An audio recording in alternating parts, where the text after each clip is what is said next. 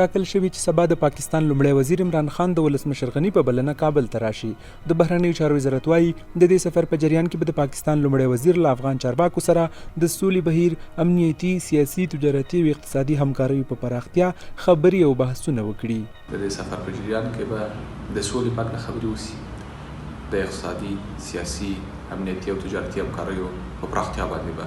مفصل بحثونه وشي. پاکستاني مطبوعات وایي عمران خان سره به دې سفر کې یو لوی سوداګریز پلاوی هم وي چې د دواړو هیوادونو ترمنځ د سوداګریزو اړیکو په پراختیا کار وکړي. دا چې افغانستان ته د پاکستان صدر اعظم عمران خان سفر به د دواړو هیوادونو په اړیکو، سوداګرۍ او د افغانستان پر امنیتي وضعیت څومره اغېز وکړي د چارو شنونکي په اړه بېلابېل نظریات لري. د چارو یو شمېر کارپوهان کابل ته د عمران خان سفر د دواړو هیوادونو د اړیکو د عارضي ښه والي لپاره بد نه ګڼي، خو وایي په امنیتي وضعیت به ځانګړی اغېز ونه لري. دوی وایي د پاکستان سیاست او امنیتي پالیسۍ واک د پوځ تر واک لاندې مخ ته ځي چې د سیاسیونو رفت آمد به د تل په شان یو تشریفاتي او نمایشي وي. زه امیدوار یم چې عمران خان به د سولې په اړوند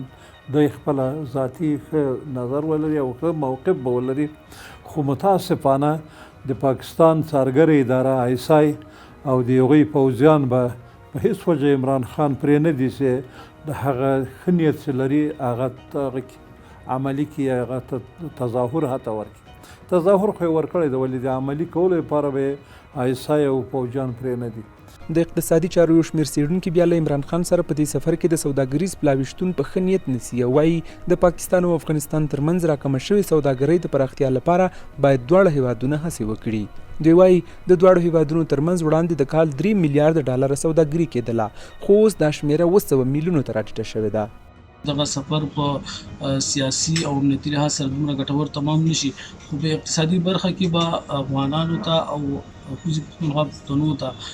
ډېر ګټور په دې تمام شي چې په تېرو څو وختونو کې د افغانستان او پاکستان صادرات واردات کم شوي وو، خو که چېرته دغه سفر وشي نو په دغه کې به افغان تجارانو ته او د پاکستان د کوزي پښتونخوا تجارانو ته ډېر ګټور تمام شي. په ټولنیزو رسنیو کې هم افغانان د عمران خان د سفر په اړه بېلابېل نظریات وړاندې کوي. یو شمېر افغانانو په فیسبوک او ټویټر د عمران خان سفر بې ګټې بللی او ویلي دي چې عمران خان یو بېواکه شخص دی او د پوځ له اجازې پرته څه نشي کولی. افغان حکومت تل پاکستان د افغانستان ضد وسلوالو ډلو ته په پناه ورکولو او ملاتړ تورن کړی دی او همداراز یادونه یې کړې چې پاکستان افغانستان سره اقتصادي چارې له سیاست سره سم مخ ته وړي چې تاوان یې افغان سوداګرو ته رسیږي.